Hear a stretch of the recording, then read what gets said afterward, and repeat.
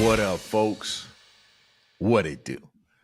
Welcome to another episode of the Best Advice Ever podcast with me, Mike Goodwin, your host, the Bowtie Comedian.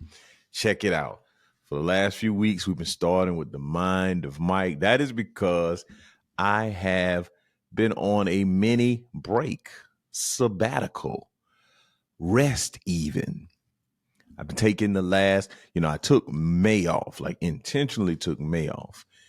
Then June, I think, got jealous and said, hey, I want to go too.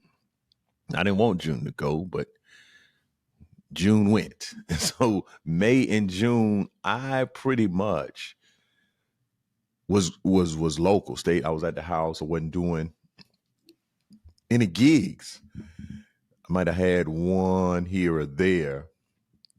Well, no. I started back up in July. So June, yeah, there was no shows. There was no shows, and I think the last show I had up until that point was at the end of April. I was at the Men's Summit in Dallas, and then again, May was legitimately a break, a vacation, time to breathe.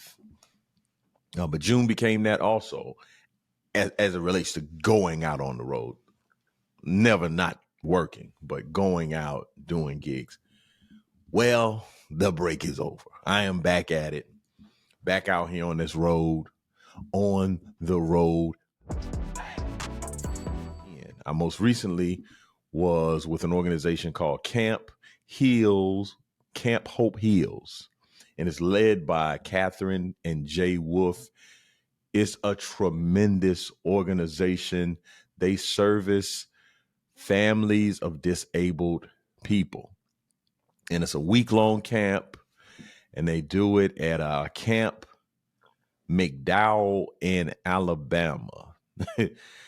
There's some stories to be told about that. Matter of fact, I flew into Birmingham, Alabama, and the drive was an hour over to the camp. Well, unbeknownst to me was that we have an issue with rental cars out here in these travel streets. The airlines are having issues with delays and cancellations and the shortage of workers. I didn't realize there was a shortage of rental cars. Well, I found out. I messed around and found out in Birmingham. And one thing that I try to do, I try not to leave too late as to get to a place at 10 o'clock at night. Everybody's gone in the bed and it's done. So if I'm going to leave the day before, I try to leave at an appropriate hour where I can spend some time at home and I feel like I was able to do some things, and then I can get a flight and still make it to my destination with a little bit of time to spare. And that's what I was doing in Birmingham. I flew out of Columbia around 2 with the goal of making it to Birmingham around 5. It was an hour drive from the airport to where I was headed. So I would be there 6:30, 7 o'clock at the latest. And then I also think you receive an hour going to Birmingham because they were on Central Time. Well, the plan was moving right along lovely until I got to Birmingham, and they said it'll be an hour. It'd be 45 minutes to an hour wait for a car. Like I was waiting to be seated at a restaurant. I was like, a what? A do the who to what? And also part of the issue is my fault because I'm the gold diamond, whatever. I'm a gold status member, but I didn't reserve the booking under the gold. That's the kind of stuff that you like, come on, rental car people. If you see I have the gold, why don't you just make all my reservations gold? Well, you didn't book it under the gold. So I'm sitting, but I was good. Like I legitimately am in a happy place, like mentally, emotionally, because I had my break. I wasn't feeling the way. What, I'm gonna get upset, and I still gotta wait for the car. And I waited, and I waited, and I waited some more, and I finally got a car. Let's say I got a car around 7:15, 7:20, right? got my car, and then I still have an hour to go. Now, I'm not necessarily familiar with where I was heading. I knew I was in Alabama, but I wasn't thinking about anything. So I'm just bebopping along. The radio station was on the R&B station in Birmingham. So I was just riding, listening to some sweet sounds, some sweet midnight in flight. You know, it's always the smooth R&B sounds of Kiss 107.3 or whatever. I don't know the radio station. And I'm just bebopping along, not thinking about a thing. And so I text ahead to say, hey, do I need to stop and get some dinner or we all have something? And in that moment, I started thinking about, oh, I need to stop and pick up dinner. And it started getting dark. And I also remembered I'm in Alabama. And I also remembered that there are things called sundown towns. And I also remembered I'm a black man. Now, sometimes I don't necessarily think about that. Like when I wake up in the morning, I don't wake up, good morning, black man. Are you ready for this outstanding Monday? That's not how I wake up. What typically happens is I wake up as Mike Goodwin, child of God, doing my thing. And then I go out amongst the peoples, and the way the peoples respond, I'm like, oh, yeah, that is right. I am a melanated man. Let me act accordingly. Let me look around, be mindful. And that it kind of overcame me because at the moment I was just bebopping along. I was just the comedian traveling to a gig.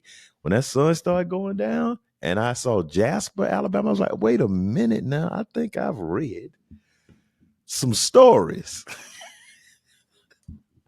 about traveling these back roads because it was no longer on the interstate. I was in towns, but I made it. And it was super dark, very dark.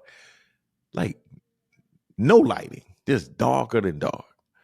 But I made it safely, soundly. But it was there. I'm telling y'all, folks be like, "Why are you talking about race?" Well, I wouldn't prefer not to talk about race, but this, hey, it was very evident. I was like, "Oh yeah, buddy, you might want to slow it down a wee bit." And I'm not a fast driver. I was just like, "Hey, let's bring that down." But yeah, no, outside of that, man, I had an outstanding time with these campers. I closed their week-long events with a stand-up comedy show. They brought the club to the camp. And I was so ecstatic to be a part of that experience. I also just recently returned from the National Speakers Association, NSA.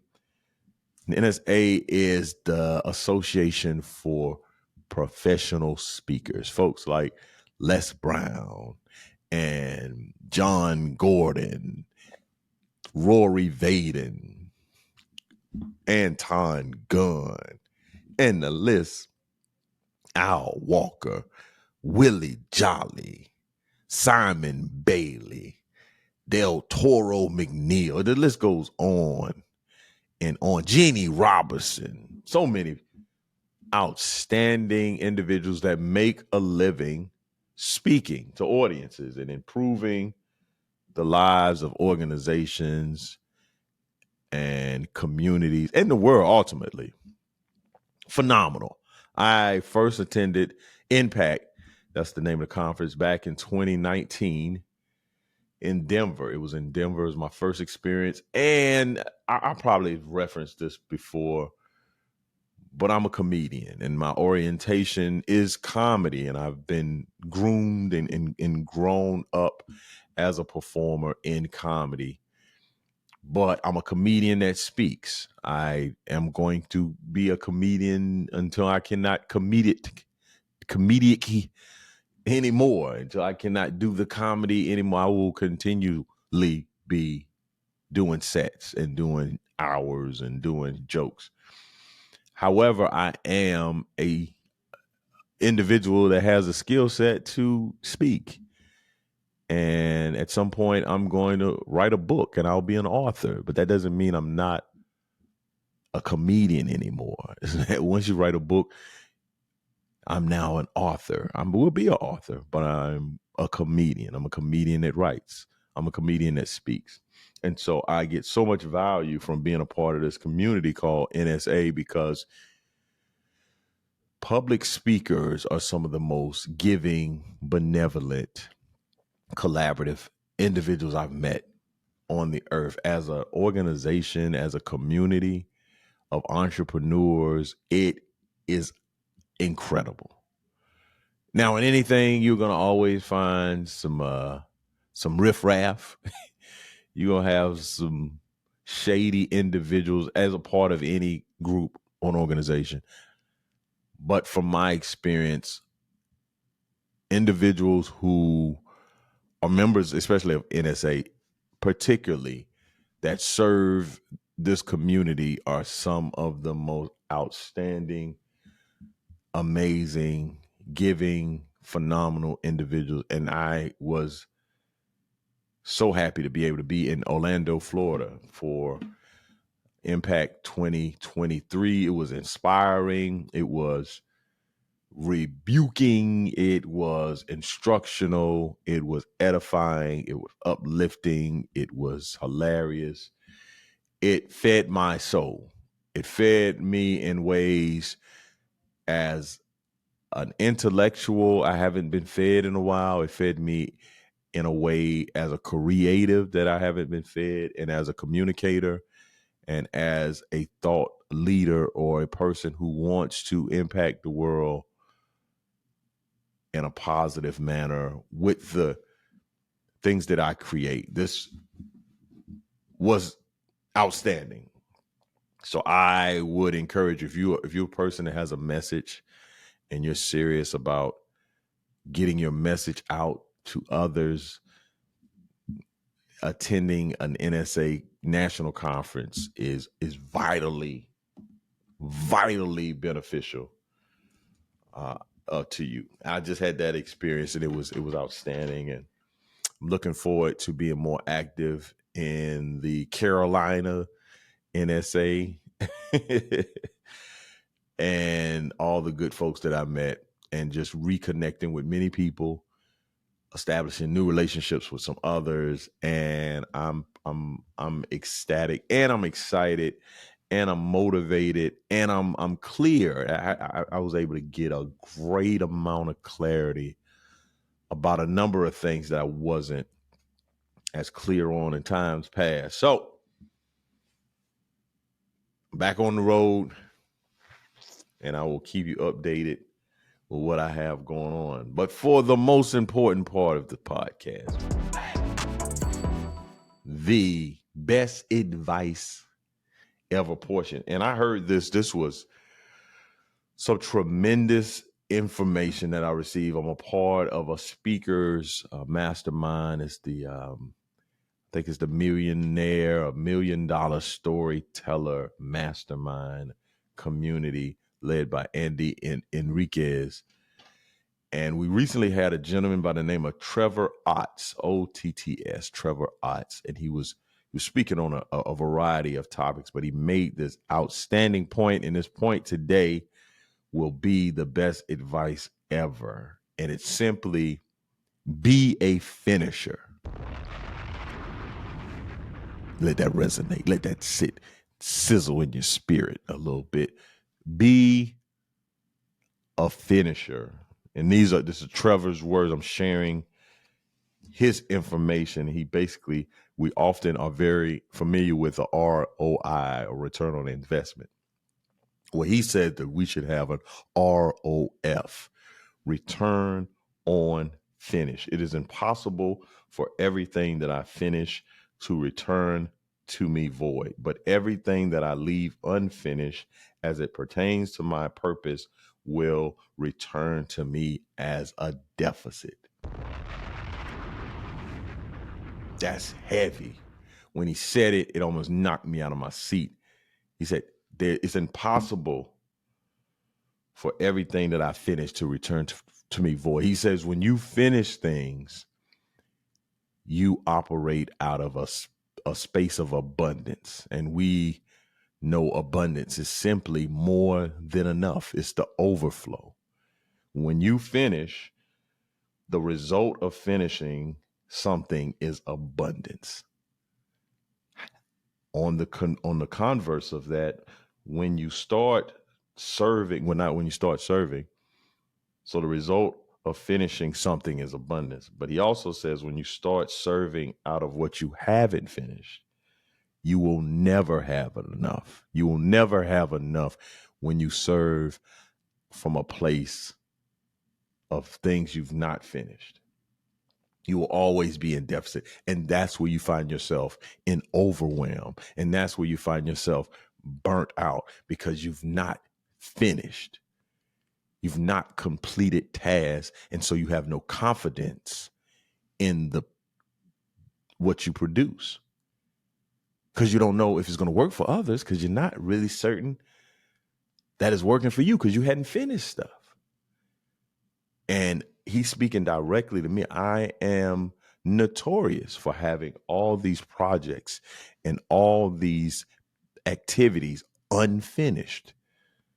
And I've made great progress in them. I'm 85% in this, and I'm 25% done in this, and I'm 73% done in that, and 33% done, but I have not finished.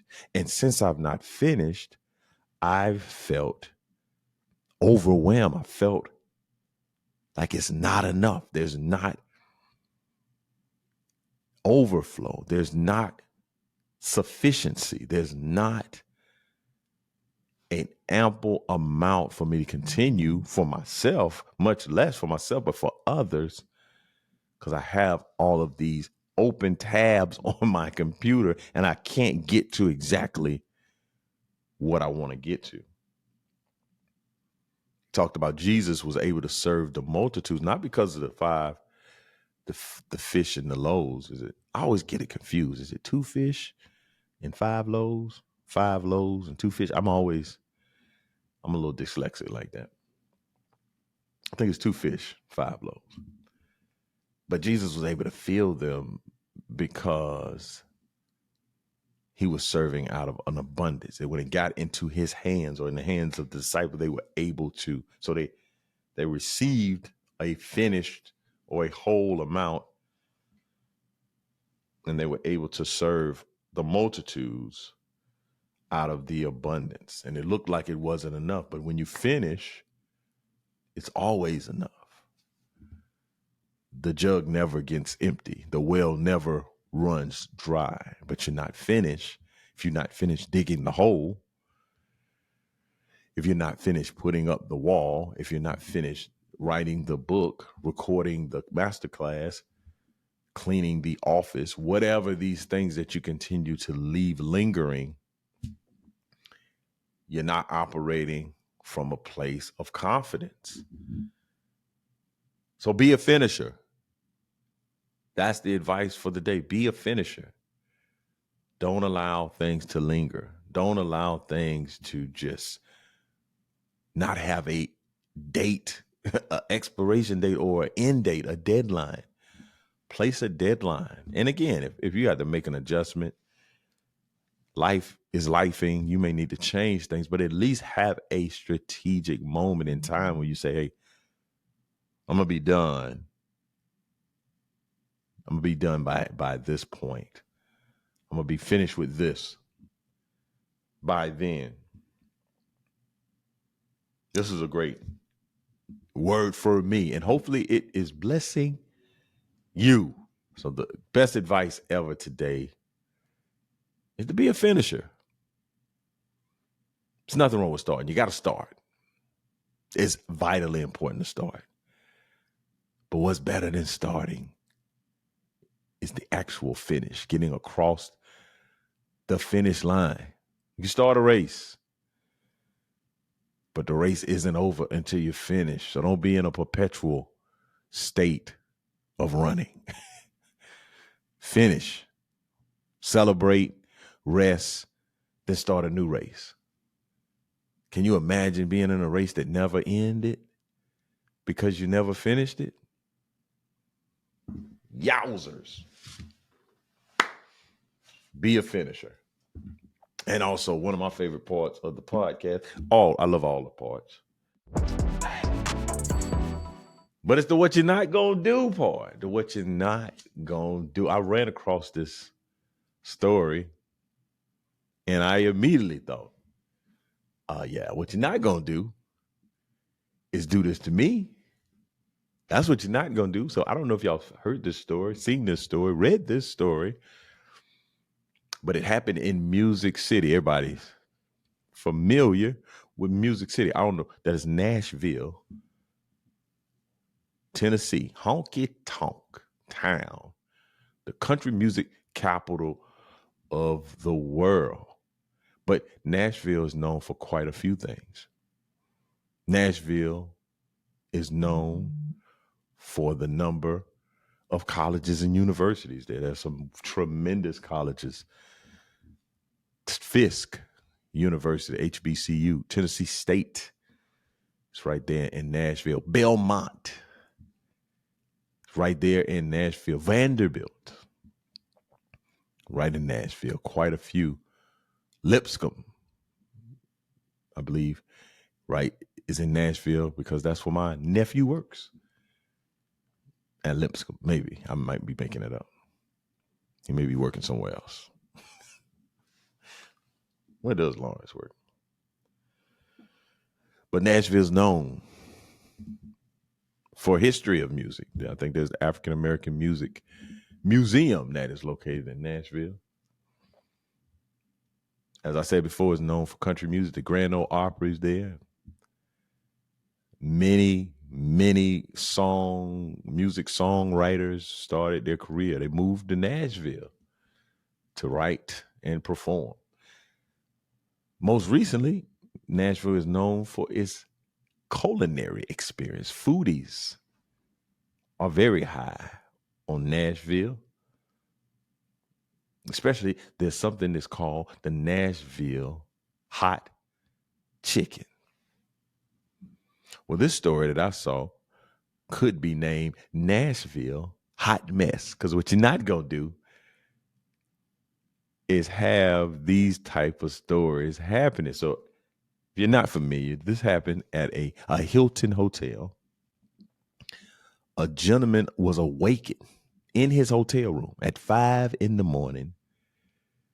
to the feeling of someone sucking his toes. Yeah, I'll say that again. I don't want to because it turns my stomach. But this dude checked into his hotel, went to bed, and was awakened by someone sucking his toes. That someone was the night manager of the hotel. I don't want to say these folks' names, but it was a gentleman. Now, I know that had Mike Goodwin awakened to a gentleman doing things with my toes, I don't know if they have prison podcasts. I don't know if that is available to inmates. This would be the best advice ever podcast from the jail, from solitary confinement, from Alvin S. Glenn Detention Center. If that was my experience, but this was not me. Gentleman awoke. I guess he screamed. The night manager, I'm sure he hustled on out of the room.